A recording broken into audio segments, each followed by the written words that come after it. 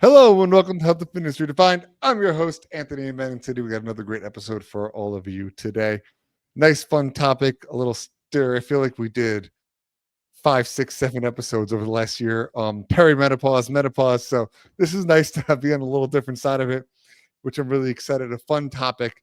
As much as it's not fun watching people go through it, it is a fun topic to talk about dementia and Alzheimer's because a lot of people are affected by it personally, and there's a lot of research that comes out every single day about dementia, Alzheimer's, because we're all on a path to really find a cure and hopefully prevent it from happening to us and to our kids, et cetera, et cetera. So without further ado, welcome to the show. Lisa, it's a pleasure to have you on today.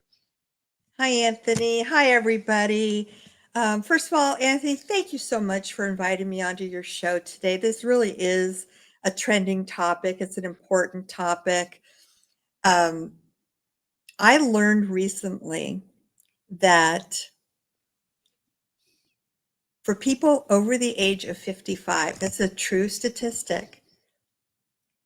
Alzheimer's disease and dementia is the number one most feared disease that people are worried about getting now in their older years. So I'm here to shed some light on some of the myths and the misinformation that's out there and offer some hopefully valuable and helpful information for your listeners out there. I'm going to dive right into that because I think it's what you said is so true. And I'll give you a little example of a conversation my wife and I have had over many years married together. We both agree, like, if our bodies go, I lose limbs, I get XYZ disease, like, I'm going to keep fighting. We're good as long as I can be there for her, show up for her. I'm okay. If I lose my mind, just end me.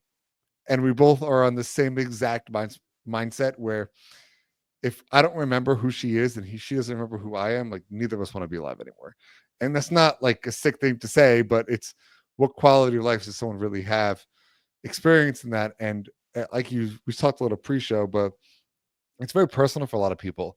My grandma suffered for Alzheimer's for years, and I watched it slowly kill her, and I watched it. She slowly forgot people, and it got worse and worse and worse and worse and worse. And it's just like, what kind of quality of life is she living? Like, it was so hard. I mean, I'm sure she was suffering, but it was so hard to watch my grandfather because he's still alive and he had to watch his wife just slowly fade out in front of him. And it was the most depressing thing in the world. And it was always hard to find the proper words to say to him to make him happy because he's still mentally with it. But it's just like, I felt so bad. Like, it just, you start thinking about your own life. Like, what if that was my wife going through that? And it really just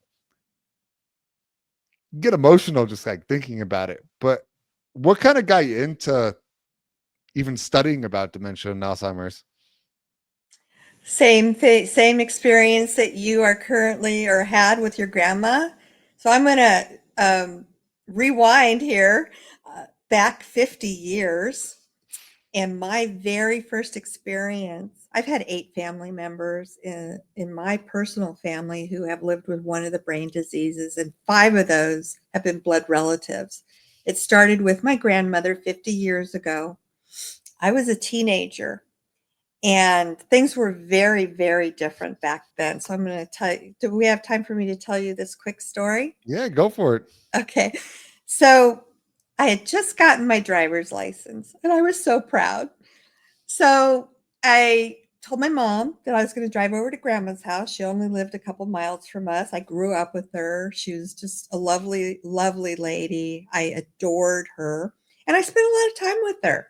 My mom would drop us off at her house regularly to hang out. So after I got my driver's license, I decided, okay, I'm going to go show off to my grandma because I can drive over there by myself. So I did. And I told my mother that I was going over there. It's okay. So I get over to my grandmother's house. She lets me in. We go into her living room and we both sit down as usual. Nothing seemed different. And no sooner had I sat down to just kind of engage in a catch up type of conversation, she starts telling me about these birds that are living in her mattress and that they come out at night and peck at her face. And, my jaw drops a little bit towards the floor. I didn't say a thing yet. And then she proceeds to tell me about, she's pointing to the floor and telling me, you see all those rats? Hundreds of them. They're running all over my house, along the walls. They're invading my house, Lisa. Of course, I didn't see anything. And then the last story, far-fetched story she told me, was that there were these men that she referred to as these men were constantly breaking into her home, and they were stealing her jewelry. They were eating her food. They were scaring her. And she was convinced that they were going to eventually do away with her and just take her life over, take her house over and everything. But they were just waiting to do that until they were comfortable with getting all of her stuff. And by this time, my jaw is on the floor. And I I really didn't know what to say or how to respond. I mean, these are the most far-fetched, bizarre stories I've ever heard come out of anybody's mouth in my entire lifetime. And so I was a little peeved at my mother because I told her I was going over there and she didn't prepare me for this at all. She didn't say a word. Like, oh, you might, notice some differences in grandma. Nothing. So I said to my grandma, and the only reason why I responded the way I did is because I come from the generation that you respect your elders. You don't argue with them. You don't contradict them. You don't make fools out of them. Whatever they say is the gospel. So the way I responded to it is I said, oh my goodness, Grandma, this sounds horrible for you. You must be scared all the time. You said you're not sleeping. I said, I want to help you in whatever way I can and get rid of all these things that are happening to you. I said, let's start with going into your bedroom and you show me where these birds are coming in and out of your mattress.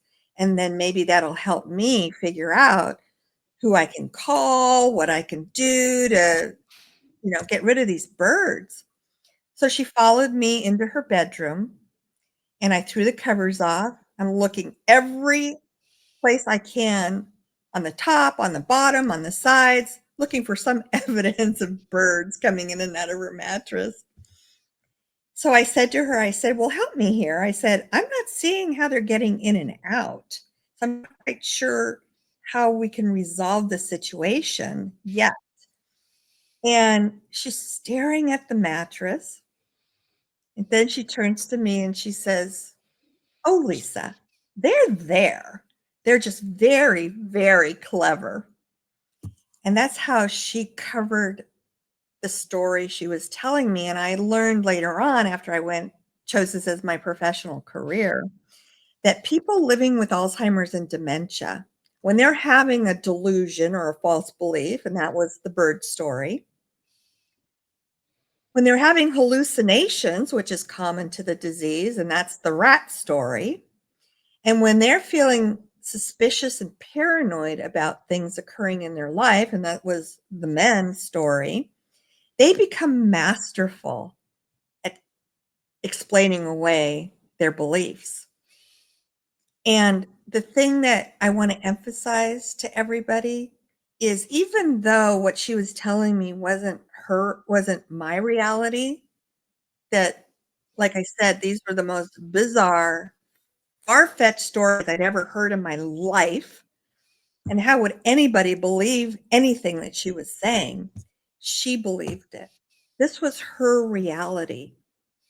And I've learned in the 30 years that I've been doing this professionally that there is absolutely nothing any of us can say or do to change that reality when they are locked onto whatever it is they're telling you.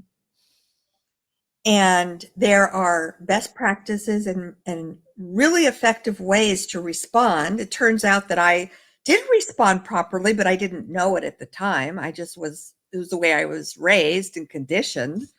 But what I did was I joined her reality without realizing it. I met her where she was instead of trying to correct her and state facts and say, oh, what you're telling me couldn't be possible. So I've had a lot of experience and training in this approach. I'm a certified dementia practitioner. I'm a certified dementia care trainer. I'm a certified dementia program director. I have written 3 best-selling books. I'm an international TEDx speaker on this subject. And as I mentioned earlier, Anthony, I also host a very popular podcast on this very subject. So I talk about a different aspect of, and so I've had a really fulfilling career doing this professionally. But the impetus behind it was this experience that I had as a teenager with my grandmother. And it was my very, very first experience and introduction with Alzheimer's disease. And when I left her house, I went home and I was just beside myself. And I said, Mom, you will not believe what I've just been through. And I told her the stories and I said, why didn't you say anything and at least prepare me? I said, I was completely caught off guard. And she said, okay, Lisa, your grandmother has been diagnosed with what was called back then senile dementia. This was 50 years ago. And she said, and yes, that's what she has. And we're just not going to talk about it anymore because that's was the mindset 50 years ago. There's too many stigmas attached, and you have crazy people in your family, and you don't, you're in denial, and it's not happening. That was kind of how people um, reacted to the dementia diagnosis back then. And so she purposely didn't say anything to me. And I want to change that. We need to change that because so many people are now at risk of developing Alzheimer's disease. We've been told that the numbers are expected to triple in the next 25 years. And we are not prepared as a society, especially if we stick our heads in the sand and we don't even want to acknowledge that somebody we love or care for has it, let alone talk about it. Yeah, I mean that's an eye-opening story, and it shows why you got so heavily into the field and really wanted to make a change, which I'm sure a lot of people appreciate. I think before we dive into practical cause and effects, it's important just to establish definitions. So, do you mind just explaining really briefly what the difference is between dementia and Alzheimer's? Oh, not at all, because it's a really important distinction to make. Because a lot of people think they're two separate diseases or they're the same thing. So that's a great place to start.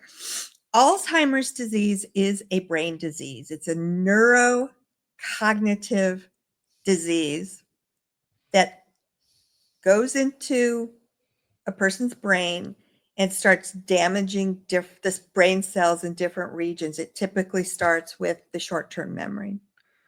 There are 200 known brain diseases that cause similar symptomology, similar behaviors, similar signs as what we see in people living with Alzheimer's disease. Oh, about 200 known today. Now, when we start showing symptoms, the underlying cause is one of these brain diseases, or it could be a medical condition like a thyroid condition or a urinary tract infection. But all of the signs, symptoms, and behaviors that we see as a result of the damage being done to the brain are intertwined. They're very similar.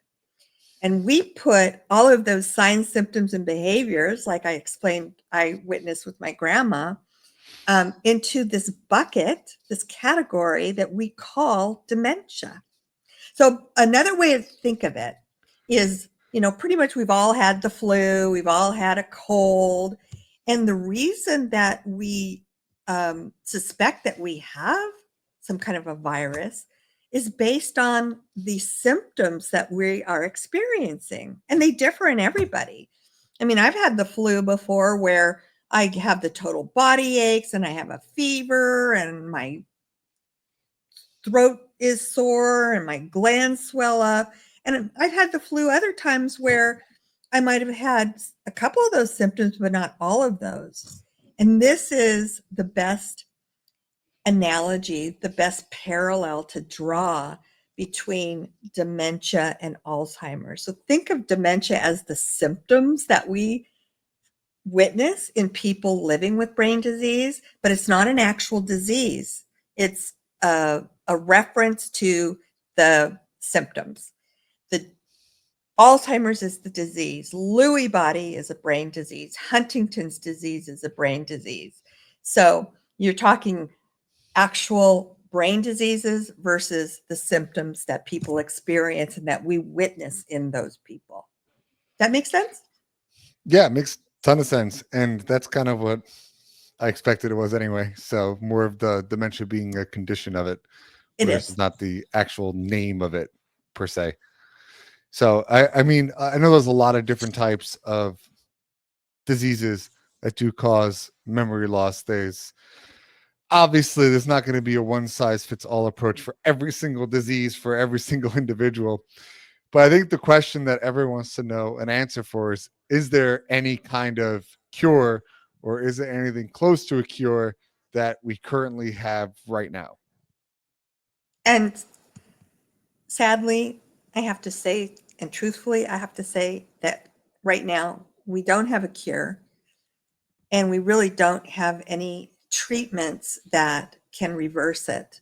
There are medications out there that doctors prescribe that can slow the progression of it down.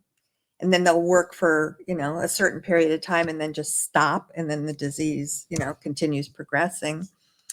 Not everybody can tolerate those medications. They've been around for a long time.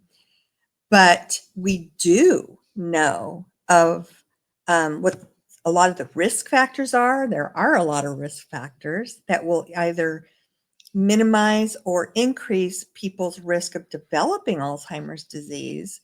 And we know based on scientific studies, scientific evidence, that there are ways to take those risk factors, and if they apply to you, you can actually do things, except for 4 of them, that can negate it from being a risk factor for you.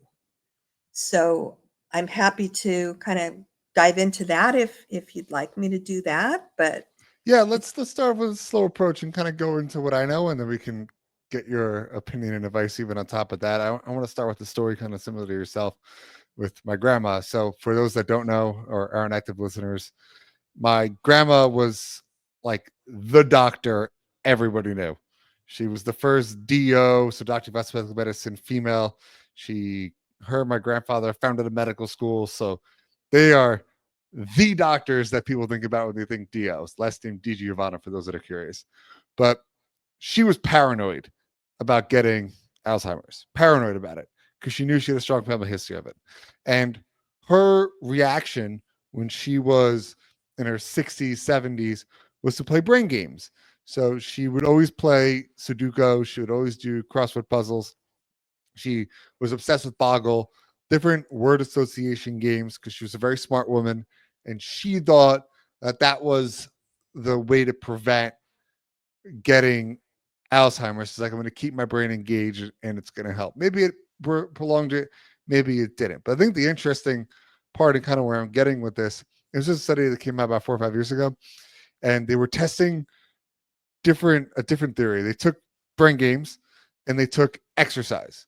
And what they found was really interesting. Brain games only had a very small percentage increase in curving the symptoms of dementia, where exercise alone had double the effect of curbing dementia. Now, this is where it gets really interesting. When you combine both of them together at the same exact time, it had triple the effect. And I think back to me studying in college, and I would study, as weird as it sounds, at the gym, and I would practice while I was working out, and I was able to retain things like that. It was impeccable, like just moving my body and forcing myself to think and study. Like my retention and all of that was a lot better than me sitting in front of a computer and studying things. Even on top of that, I wasn't shocked because I would always look at like tests and I would watch my peers stay up all night, wake up, not even go to bed and take the test the next day. And for myself, I actually prioritized sleeping over studying. So if I wouldn't get 8 hours of sleep, I wouldn't study. I would just rather get the sleep.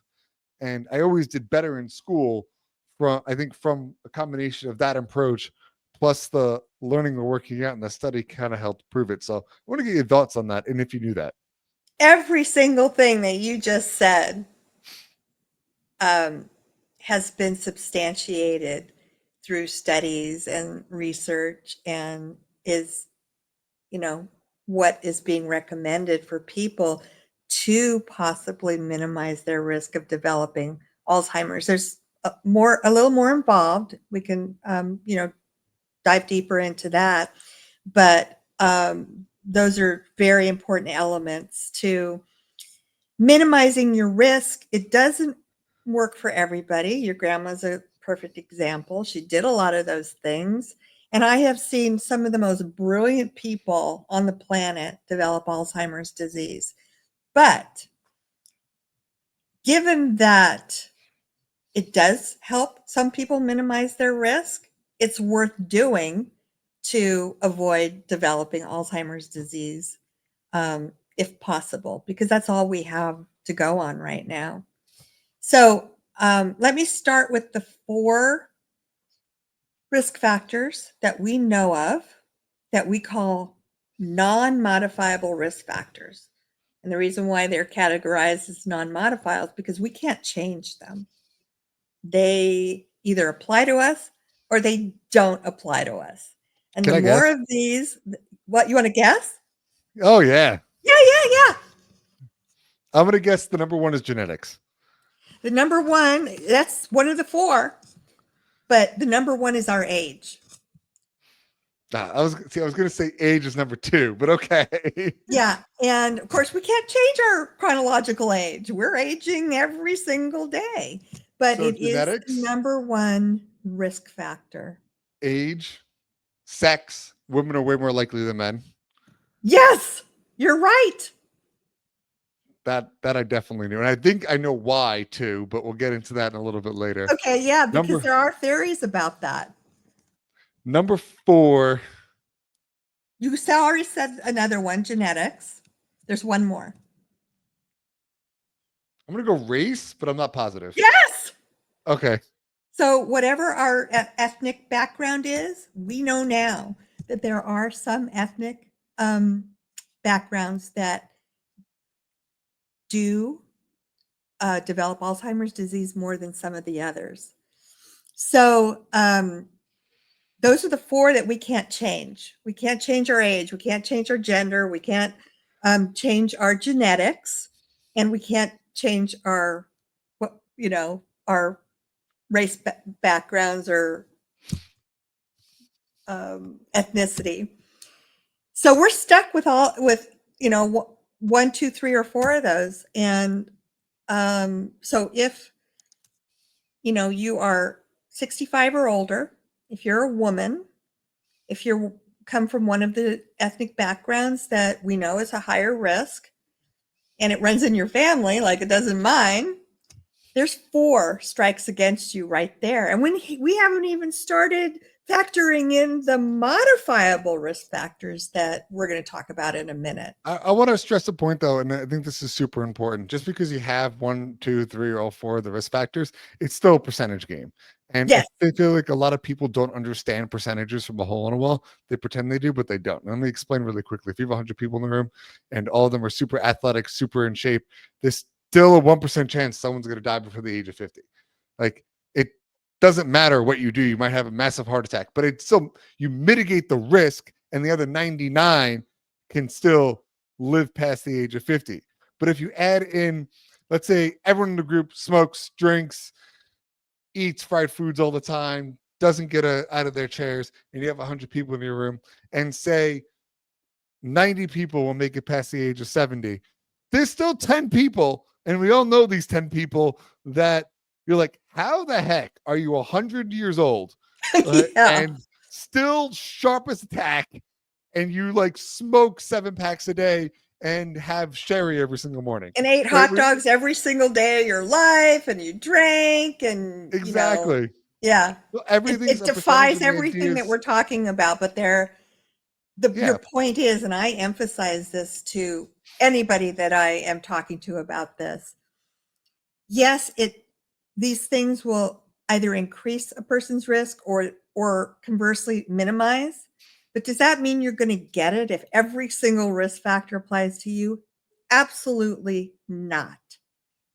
I have seen people who could have every single risk factor going against them, and their brains are perfectly healthy. And I've seen other people who there's absolutely no explanation for why they developed Alzheimer's disease based on their life history.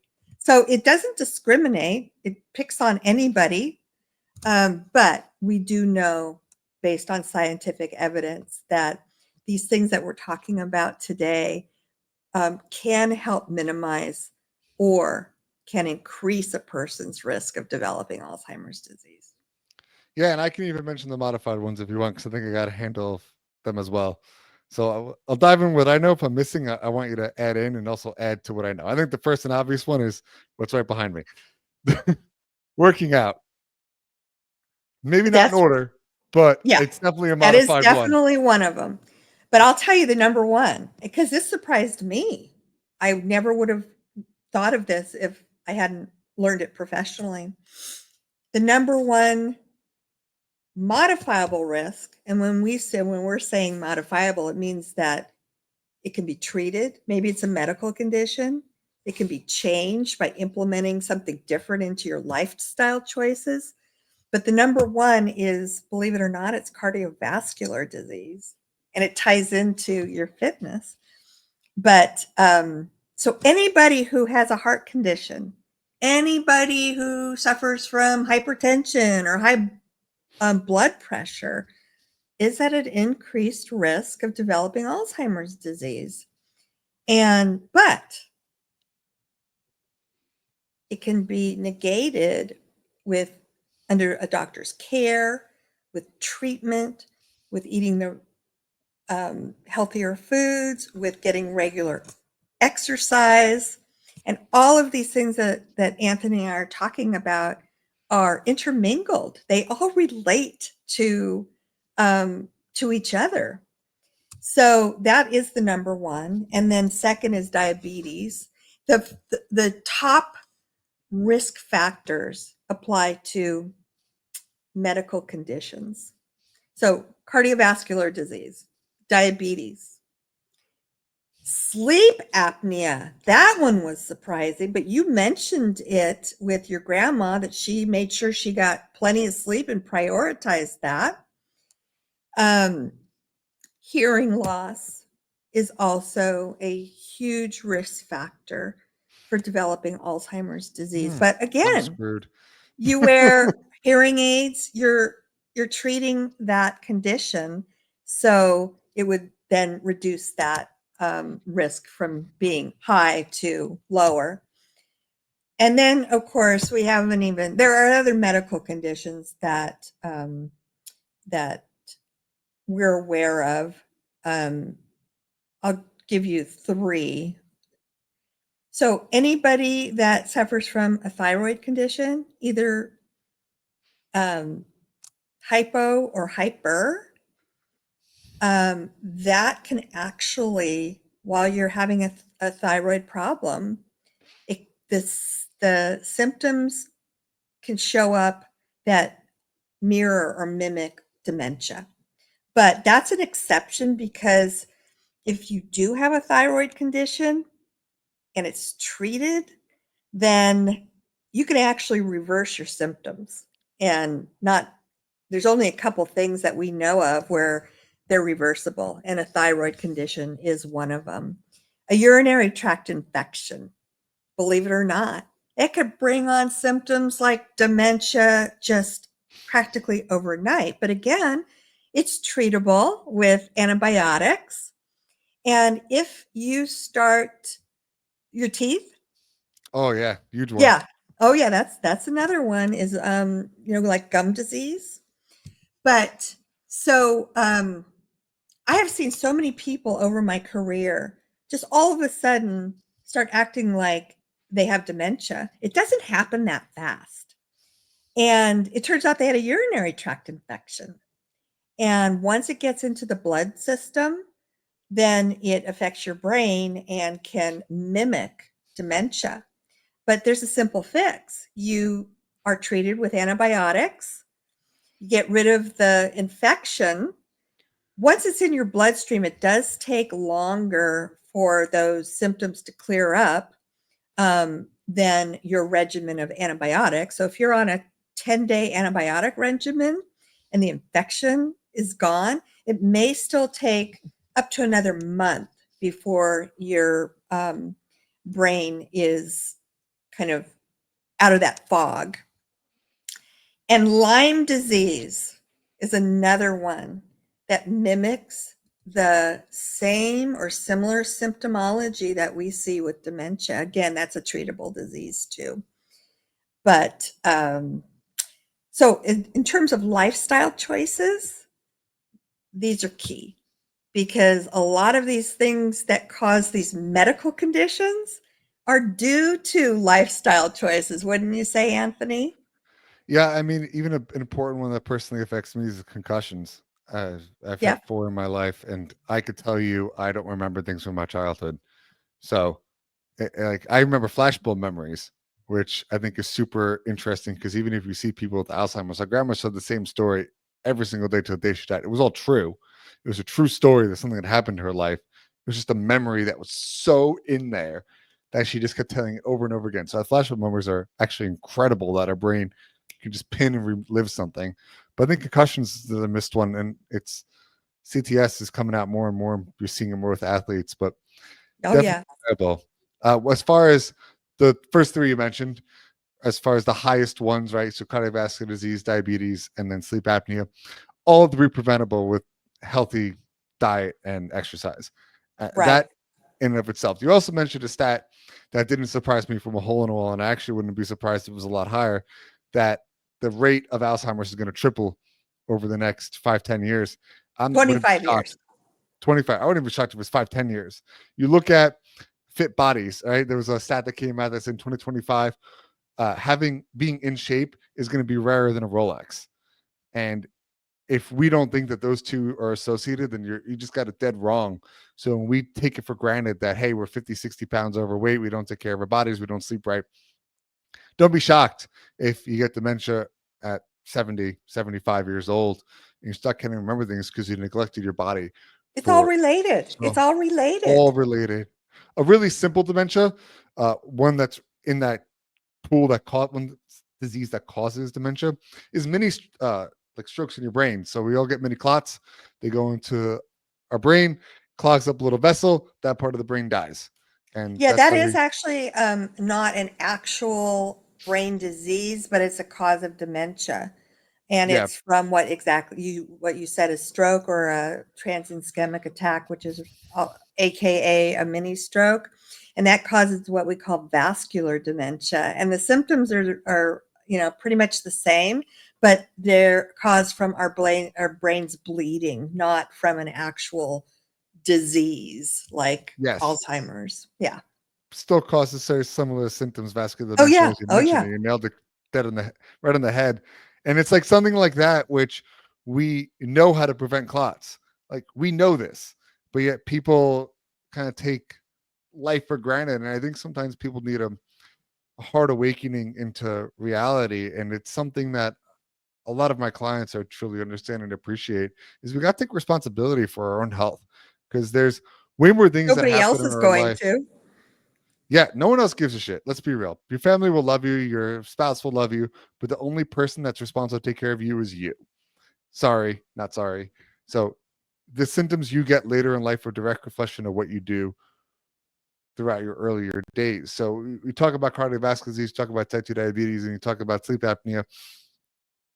Three things overall that we could work on and fix. Like you can start that now. And I'm a big believer in not waiting till Monday, starting this very second, and you can do that now. What's stopping you? Absolutely nothing. You control where you put it inside your mouth. Like no one else is force feeding you down things and saying you have to eat this, and then like or pouring alcohol down your throat. Like that's something that you have full control over and can start right this very second to make a positive change, so you don't end up with dementia and have to make your loved ones suffer because it's a horrible disease. It's horrible to watch people go through.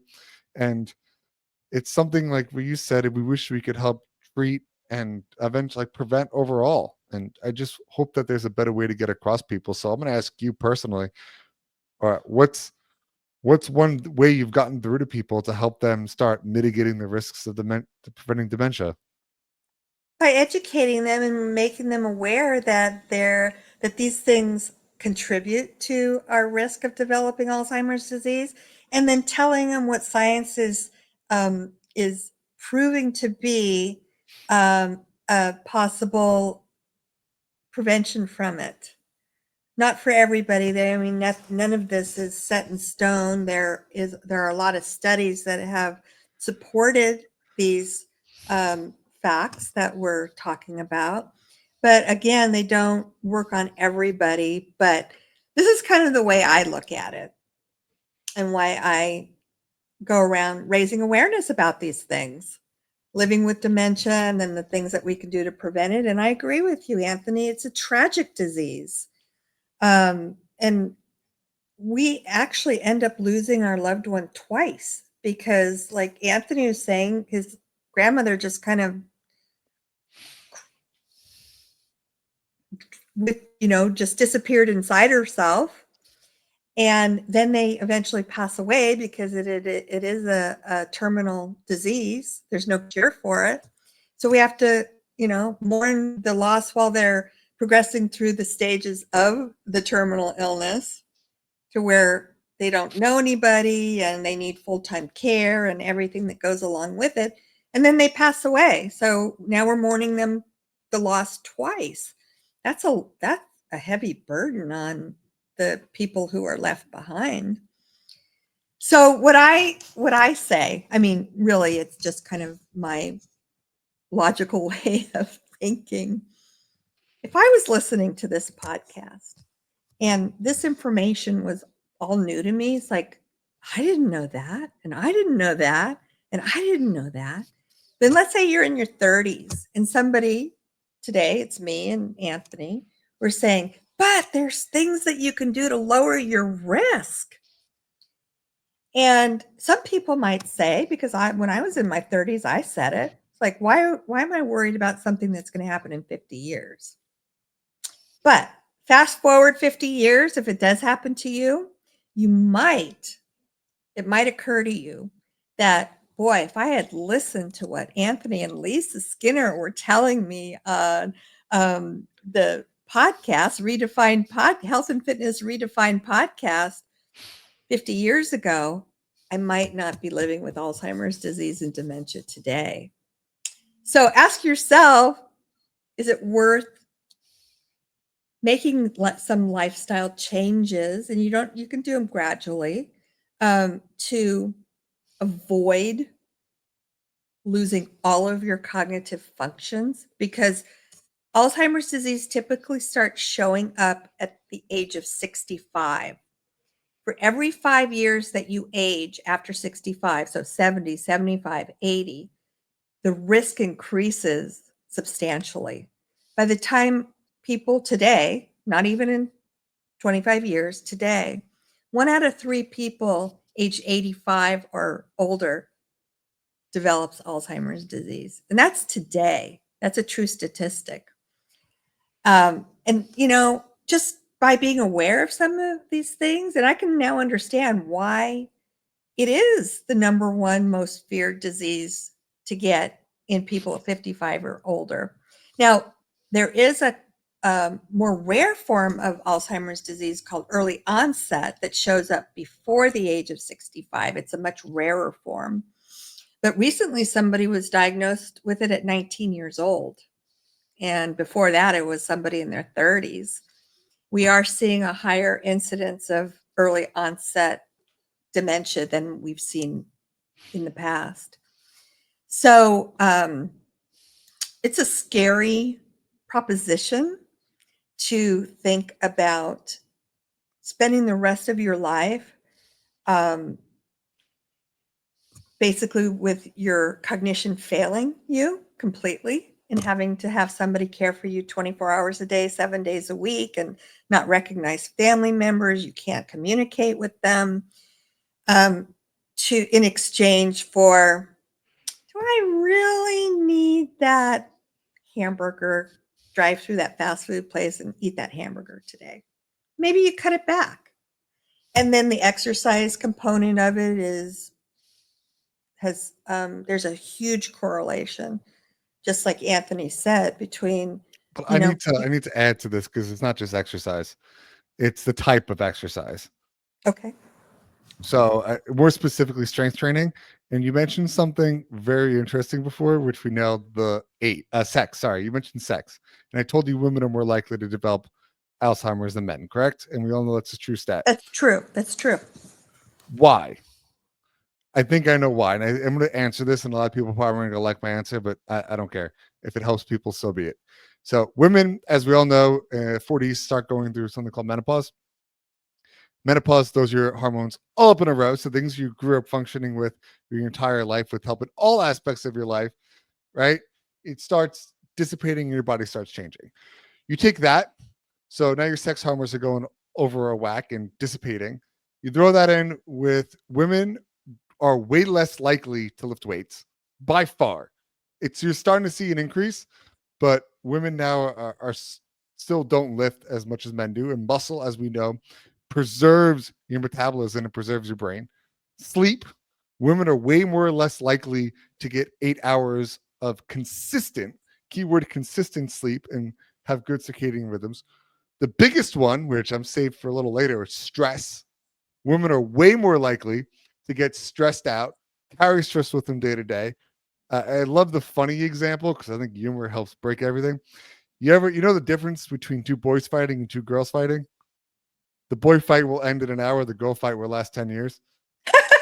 That's true. Yeah, One of everyone the knows things it's I true. want to add to the sleep, because this has also been proven, that one of the reasons why sleep deprivation increases a person's risk, it's not only in the amount of hours you get, it's recommended at least 7, but people with sleep apnea, for example, they don't fall into the REM sleep, the deep sleep. And this is actually the time that our brains are working like washing machines and cleansing the toxins out of our brains. So that's why sleep apnea is such a high risk for developing Alzheimer's disease, because if you don't enter that REM sleep, that really deep sleep, you're not going through that cleansing process that happens in people who do enter that REM sleep. Are you Yeah, aware it's of a this, specific protein. Anthony? Yeah, it's a specific protein that doesn't break the blood-brain barrier unless you're in deep REM sleep. Yeah.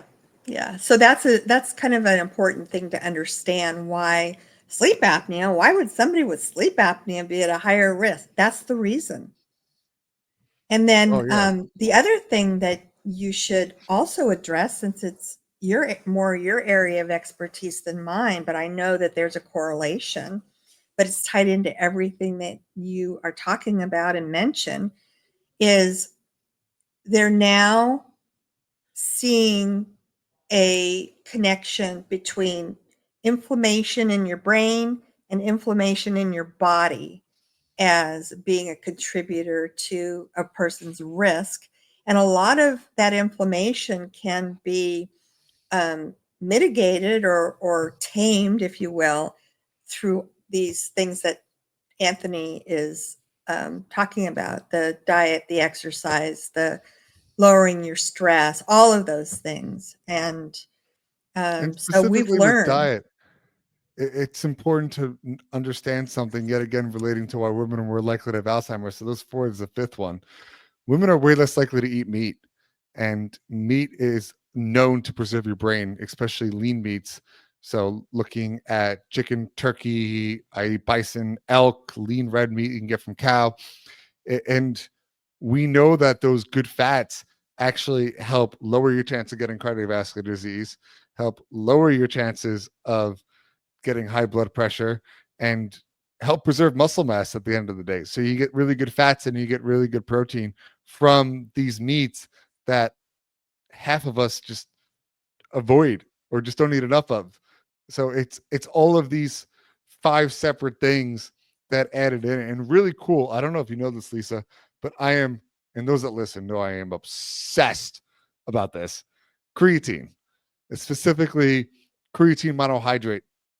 There has been so many studies on creatine monohydrate now with no upper limit. So, meaning normal people take 5 grams a day of creatine monohydrate, you can get up to 20 grams a day that actually showed to increase brain performance and increase memory. And it is as effective with people with dementia as the leading medicine out there. And that's just a supplement. And what's crazy slash not crazy about it is, where do we naturally get creatine from? Do you know? No, I don't. Two things: red meat, it's naturally found in, and sleep. When we sleep, Oh, our body releases creatine throughout our body. So lower levels of creatine, like women, like we addressed, because they're not eating meat and they're not sleeping properly. So everything could be wrapped honestly, up all together. I wasn't even aware of the creatine theory until you just told me, but it ties in with what we know and what increases a person's risks, and that, where you get it from, the sleep and the meats, makes sense. So there is definitely a way, options out there to um, help towards that. Yeah. So I'm going to remember that. That's a good thing to know. I wasn't aware of the creatine theory. It's Um, only because I literally upset my asked my wife. She goes, "You're either going to talk about AI or creatine. That's all you ever talk about." I'm like, "Yes." but kind of the point to this whole discussion is awareness. I think that probably a lot of the things that we've talked about today, especially in relationship to a person's risk of developing a brain disease, Alzheimer's, whatever, and not minimizing it. It's like, I never knew any of this stuff. And it stands to reason when you look at, the way our lifestyles have changed over the last 50 years.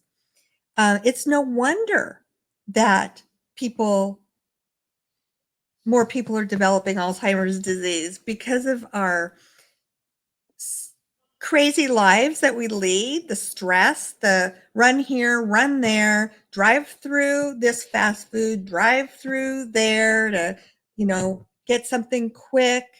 Um, Other than doing a lot of driving and racing around, when we're not, we lead kind of a sedentary lifestyle, more so than we did 50 years ago, because there's a lot more available to us that creates that sedentary lifestyle. And we are seeing results of the way our lifestyles have changed in the last 50 years. And it's increasing our risks of developing these diseases and living with, you know, cognitive impairment, which I wouldn't wish on anybody. No, no. The only last thing I want to bring up because it's personal to me, and Okay. I love you, mom, but my mom has, as if my grandma is my mom's side, and she's been super worried about getting Alzheimer's, and she does work out and she does do some other things associated with it. But then she goes and she gets it's told she her cholesterol levels are high, and then what do they give you if you have high cholesterol? They'll give you a statin. What are statins known to cause? I mean, I feel like our medical community needs to catch up with what what outweighs what. We don't even have scientific sound evidence showing that high cholesterol is even a bad thing, especially because it's strictly based on one of the proportions of LDLs to HDLs that you have. Yeah. But yet, we're going to give people something that we know in the long term is directly correlated to increases your chances of getting Alzheimer's. Yeah, So, I've read that. That there's been a lot of studies on statins that point in that direction. oh yeah. So just misunderstanding of all of this, I think, is something people need to understand. And I'm going to say this: I think doctors are the best human beings on the face of the earth. My whole family is them. I mentioned my grandparents found a medical school, and they live a legacy upon it. But it doesn't matter what I say. It doesn't matter what the doctor says. It doesn't matter what Lisa says. Do your own research. It's super important before you put anything inside your body. You know exactly what it does. Obviously, I don't believe in living a perfect life. I think that's a fallacy. I tell my wife all the time when she asks me, she's like, well, what about this? What about this? What about this? I'm like, Sarah, here's a rule of thumb. If it doesn't make you at least 20% better, who gives a shit? Right? Like, if you're going to be, you stressing about being perfect is worse than you just trying to be 80% good. Right? Like, I'll have a beer once in a while. It ain't gonna kill me, right? I'm not gonna sit there and stress. I can worry about time of day eating, what exactly types of proteins I'm getting, and really get into the weeds. But that's just gonna overcomplicate it and overstress me.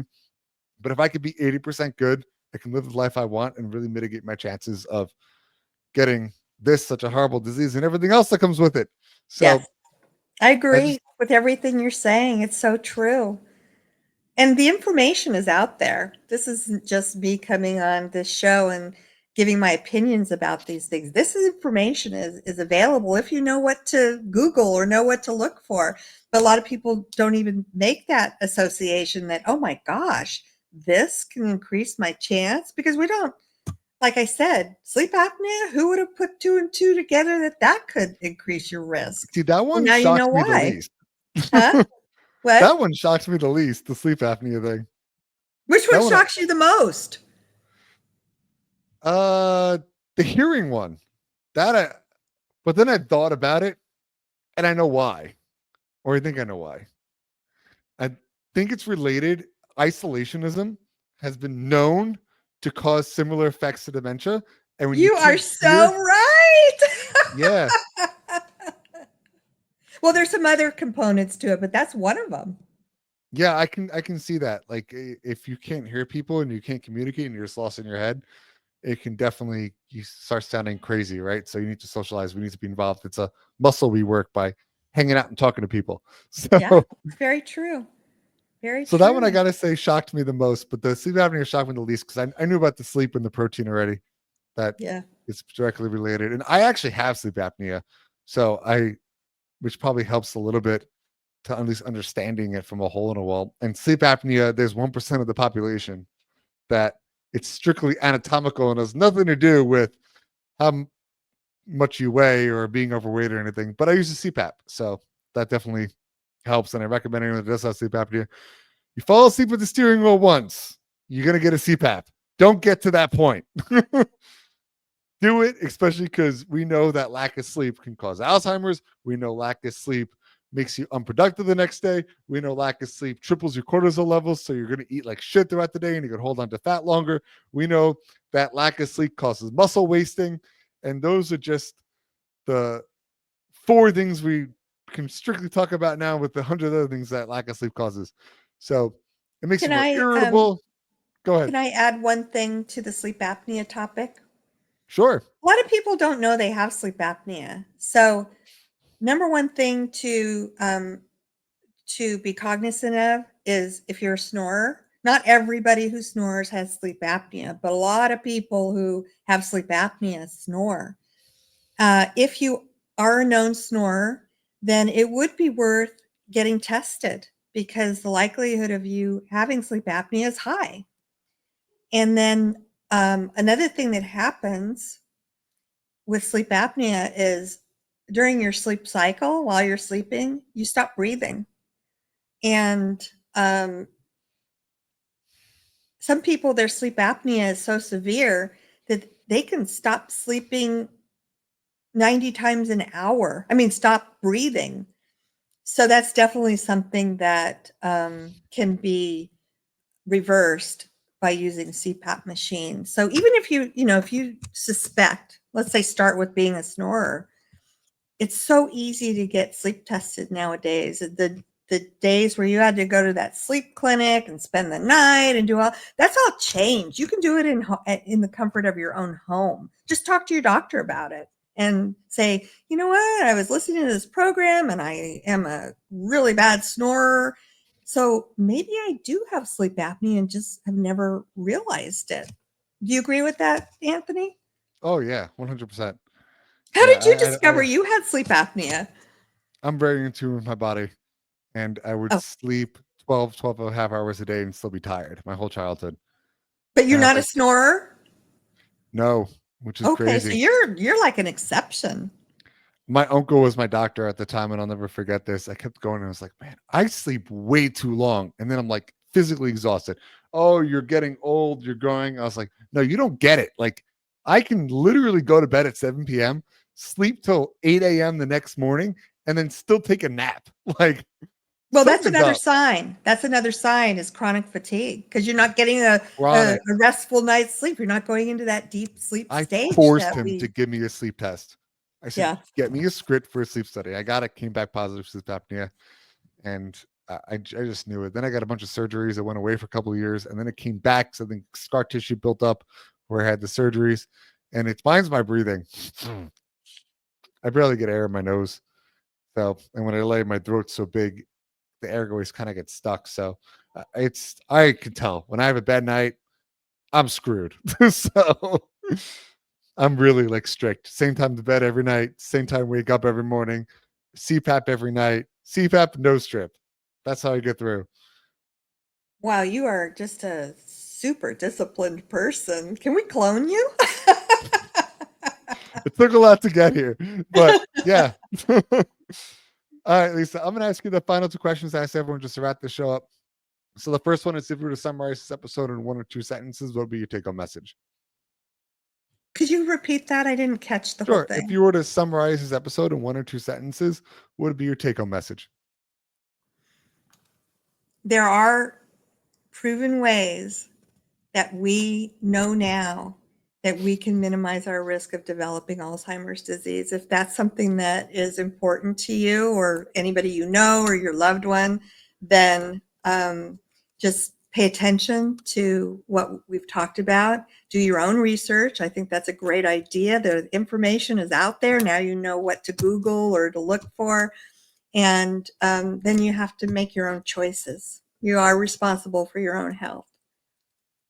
Couldn't agree more. And the second question, how can people find you and get a hold of you and learn more? Okay, couple ways.